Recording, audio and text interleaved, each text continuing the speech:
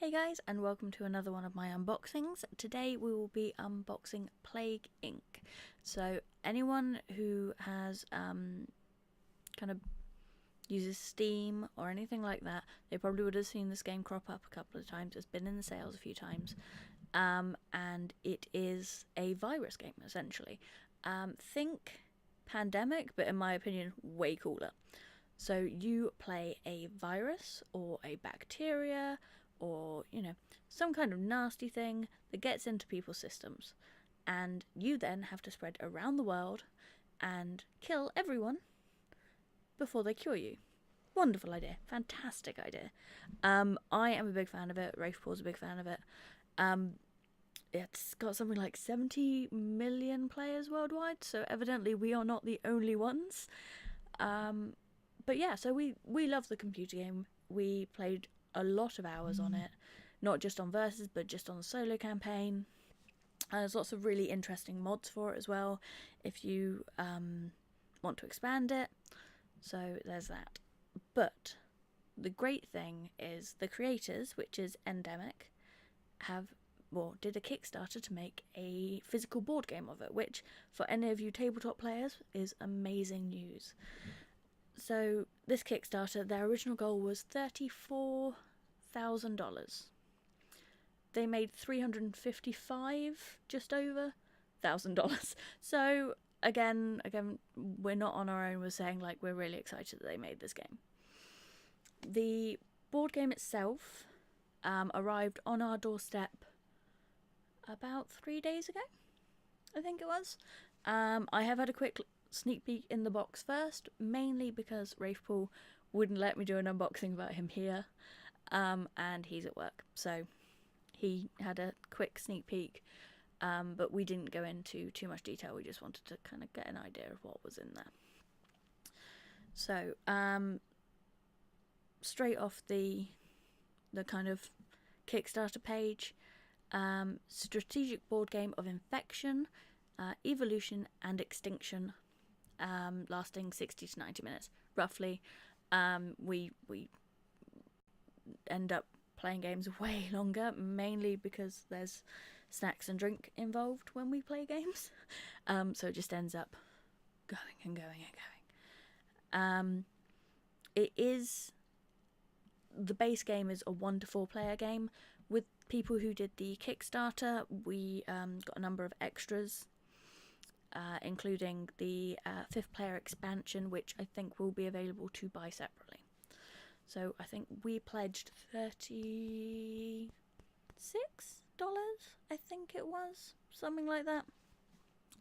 There may have been postage on top, and for that got us the game, and if they reached the usual tiers, then any of the stretch goals. As it turned out, there were a whole load of stretch goals involved, so the box that we've got, really packed.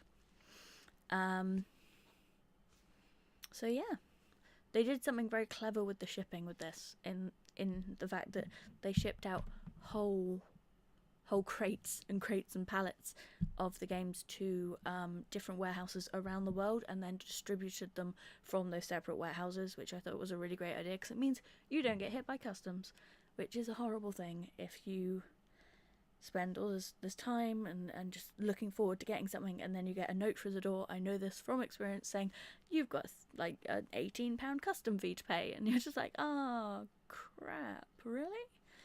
But anyway, let's get on with the unboxing. So this is the game. I saw loads of pictures on their Twitter. They've been sharing it like crazy. Understandably, they're pretty proud of their product.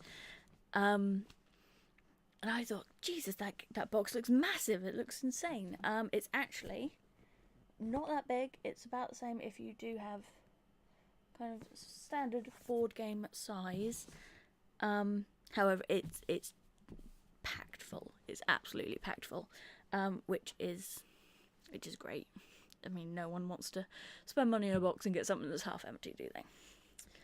So, like I said, it's made by Ndemic Creations, which I believe are I want to say a London-based company.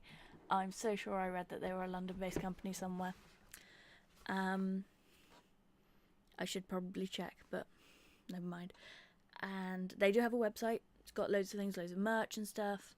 I think you can buy the soundtrack for the game on there, as well as the pre-order for this game, which comes out in February for general public, so we would have played the crap out of this game by then. One thing I do want to say, I really like the art. I loved the art in the computer game. I really like the style. Kind of you get that very kind of bordering on post-apocalyptic, biohazard-y feel. The biohazard symbol really helps with that. And I just really... some games you struggle to kind of connect with the game due to the artwork. The artwork embodies the game, so well done on that front. So let's pop that to one side. Okay, first thing you get in the box is your information, so how to set up the game, telling you about evolutions, optional rules on the back, which is always very, very cool to have. This foxed us when we first picked it up. We thought this was a separate piece of paper, so we're just like, what's going on? What the fuck? But yeah, it tells you what's in the box. I'm not going to read that. I'm just going to pull it out and show you. So on top of that, another thing that I love is it's so hard to find board games where it's single player. And there are nights or days where I'm in the house on my own, I'm bored, I don't really fancy loading up a video game or, sitting down and writing something. So, a one-player board game is perfect. If I can sit down and just play a board game for half an hour, it's good, it's engaging, it keeps my brain going. I'm not one of those people that can sit in front of a TV or watch a film for hours. There are a couple of things that have kept my interest like that, but as a general rule, I will then, like, halfway through a film, I'll end up on my phone and I'll be writing down ideas. I'm just one of those people, I can't stay inactive for too long. So the fact that it comes with a sheet for one-player rules is just amazing. I love it. I will definitely be giving that a go. I might, providing I can do a decent camera setup, even record it for you guys to see. Plague Inc. On Steam is one of the things I actually will be streaming in a competitive capacity with Wraithpool, because we like to kick each other's asses and see who can infect the world the best. So you've also got rules for your 5th player expansion in there. Lots of paperwork. Now we're getting down to the basic game components. So I'm only going to pick up, right. Okay, so you've got your card mat, which is awesome. So you've got all the areas for your different cards, so your event cards, traits, and your kind of country cards.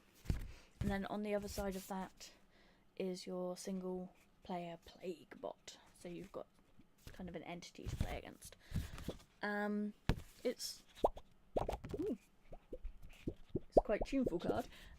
It's not the thickest card in the world, but I don't think with this, it's not like some of the other games I've been reviewing where you need those really thick cards where they're going to be constantly kind of battered about and things like that. I mean, these are going to stay fairly kind of stationary in front of you. You're not going to be, other than getting them out of the box, you're not going to be passing them over or anything like that. So they don't need to be super thick. Again, you've got some nice details on there. So you've got kind of bits of the world on the back of that one and everything like that. On the single or on the plague bot side, you've got kind of cold resistance, heat resistance, inactivity, lethality, things like that on the bottom, which is good. We've got our, that's slightly thicker, we've got our 5 kind of player cards. So I will hook out the red one. It's a classic colour for Plague Inc. So on one side you've got your virus. It's listing kind of your turn summaries down the side, your core traits, and any extras there. And on the flip side, you've got your bacteria. Again, same thing, turn summaries, traits, that kind of thing. So you would normally get 4. We've got 5. I do believe this green one is the expansion one that we got extra. So you've got green, purple, blue, yellow and red players. I can just see them slipping on the sofa back there.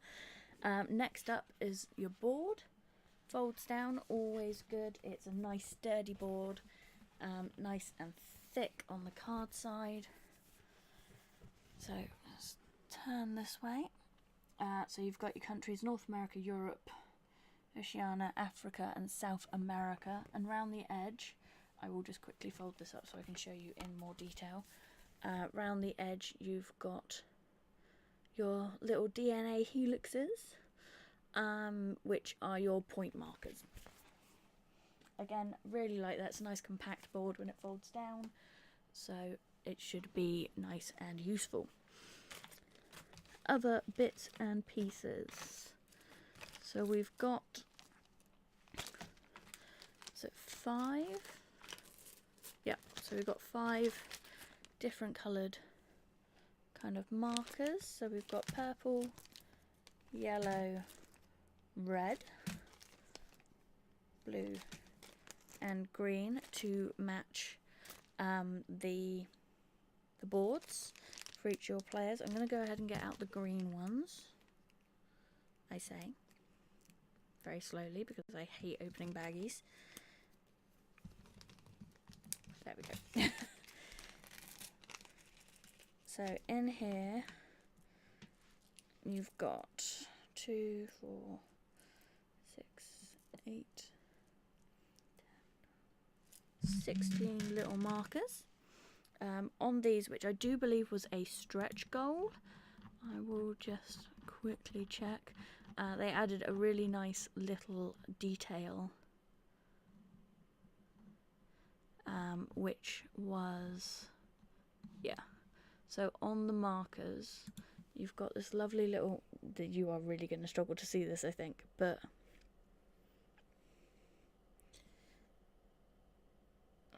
really, my camera doesn't like it. On there, you do have the little biohazard symbol. I don't have anything. Oh, there we go. So on both sides, it's got this really nice biohazard symbol, which is a really, really nice kind of touch to the game. I like little details like that in my board games. I think it really helps bring the board game to life. The other thing, which was also a stretch goal, was a 3D double helix, DNA double helix. So this is the green one, if my camera will ever focus. There you go. It's really cute. It looks like a little kind of biology hourglass, which I think's really sweet. So yeah, you've got that for each of the players. Also in this you've got endgame bonuses. I won't show you what they are because I don't want to spoil them for anyone who's going to be getting the game, but needless to say, they are pretty cool. And you've got your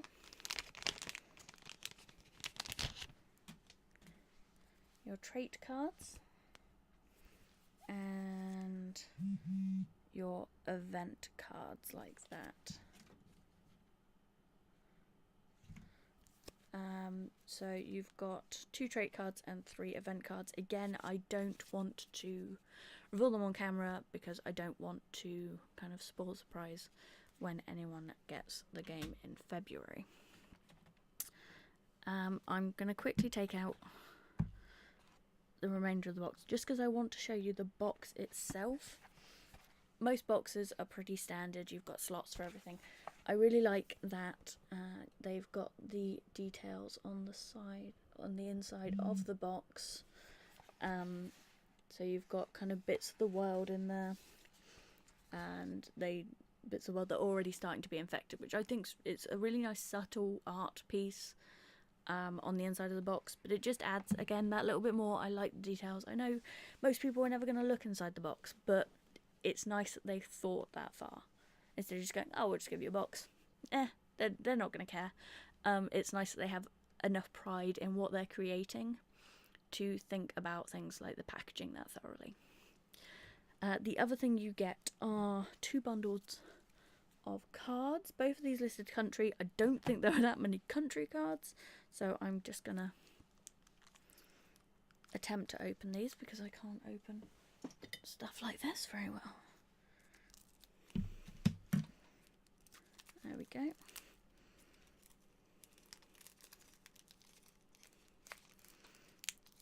There we go. Okay, so it's a big mix in here. We've got some country cards, some event cards, there's a whole load of trait cards.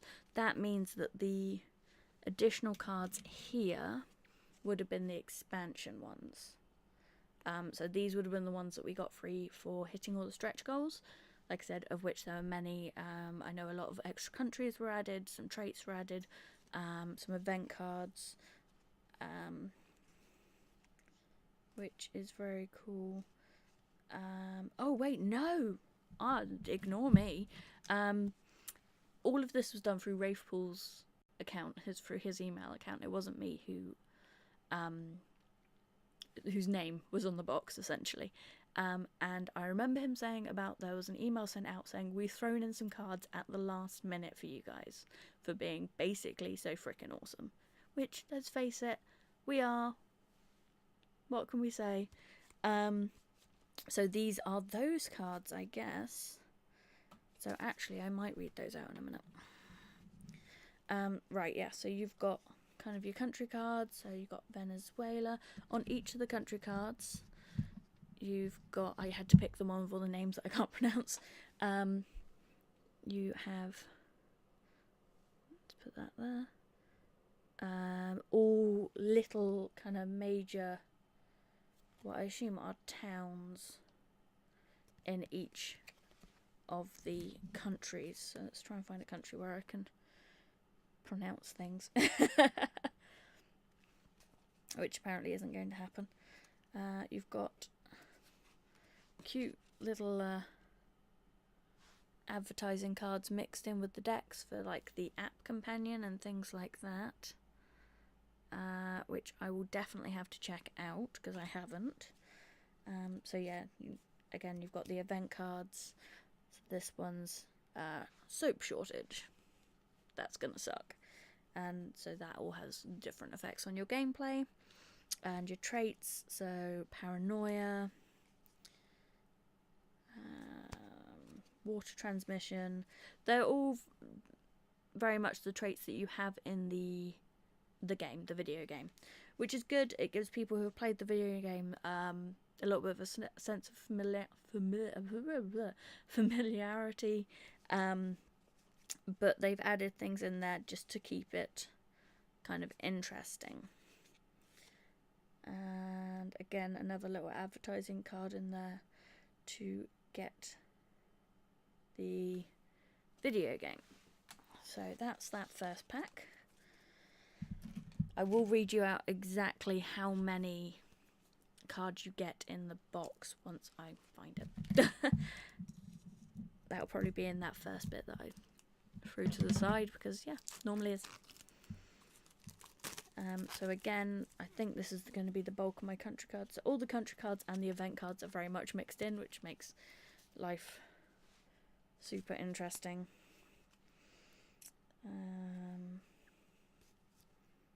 Yep, so another event card, which I really like. They've got little artworks.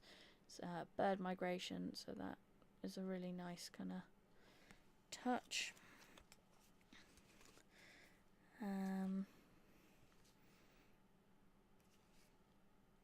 Yeah, so it's got some of the ones from the actual video game, which is brilliant. Sorry, I'm being picky. I'm trying to find England because then I might have half a chance of actually, pronouncing the names of cities in my own country.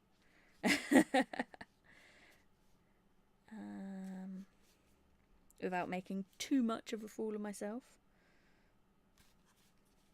UK. Yep. So, for example, if you look at this card, you can see that they've got airport and a port. It gives you some basic facts about it. So, how many people live there, kind of general net worth of the country, how high it is, and then each one has a number of cities. So for England it's 4, so you've got London, Cardiff, Bristol and Edinburgh. So yeah, that is all in there, and they all slot nicely into the box. So these extra cards, so the extra cards we got were got 2 traits: mass hysteria, which is infectivity +1, and repetitive strain injury, which is lethality +1. Cool. You've got under event, you've got crowd-funded soap. At the start of your turn, choose one country that you infect. Remove up to 2 tokens on that country. And then at the bottom it's got, don't worry, I've got a great idea. If we hit our stretch goal, I'll share it with the world. Very cool. Like it. I like the little kind of nod to the people who did fund it. And then for your events, you've got internet shutdown. At the start of your turn, choose up to 2 climate suitable countries that you infect. Place 1 token in each country. Technical failure or corporate conspiracy. Either way, a lack of cat videos forces people to go out and socialise. Christ. And infected board game. At the start of your turn, choose 1 climate suitable country that you infect and place 2 tokens on that country. If you're reading this message, I'm afraid it's already too late. Cheers, guys. So that's the extra ones that we obtained. So yeah, lots of really nice goodies. My favourite thing I am going to show you last because I freaked out when I saw this. So I'm going to quickly read you what's actually included in what we got. So you got 1 world board, 4 bacteria evolution sliders, and the viruses on the reverse. We got 5. 4 DNA point markers. Again, we had 5, so that's for going around the board. 49 country cards. I think we got more than that because we had the stretch goal ones included. 62 trait cards and 28 event cards. 64 plague tokens, 16 in each colour. See, I could have just read this instead of counting it like an idiot. 1 card mat, single player mat on reverse.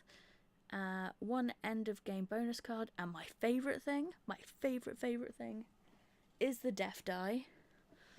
Now, on casual, you're just like, now TikTok, what's so great about this die?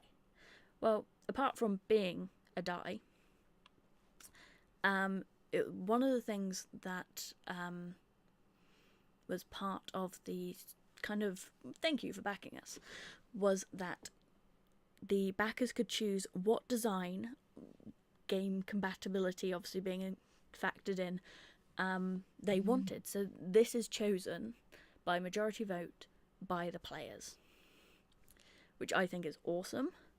And they went for the blood spatter die, obviously. So let's get the camera to focus for me. Come on, camera. Nope. It's kind of focused. So yeah, on each side. Okay, it doesn't want to focus. On each side, you've got varying amounts of. There we go. Blood spatter, which again I think is really awesome. It's a lovely little detail to add to your game.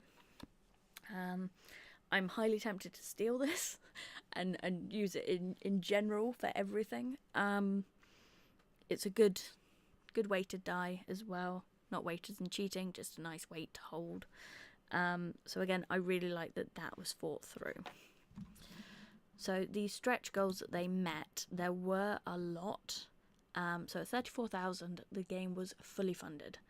At 36, we got Iran and Panama. 38, that's where we got the 3D biohazard on our player type or on our counters. 40, we got Norway. 45, we got an event card. I won't tell you what it is, just so you have a surprise. At 50, there was another event card. And at 55, there was a third event card that was added. At 60, you got a new country, which was Sudan. 65, another new event card. At 80,000, that's when they made the companion app, which I will have to check out. I will probably just post some interesting stuff on Twitter about it. At 90, we got Poland. At 100,000, we got another event card. At 125, we got a new plague type for an expansion, which is very cool. 135, another country, which was Peru. 145, a new event card. 160, we got our 3D little helix babies.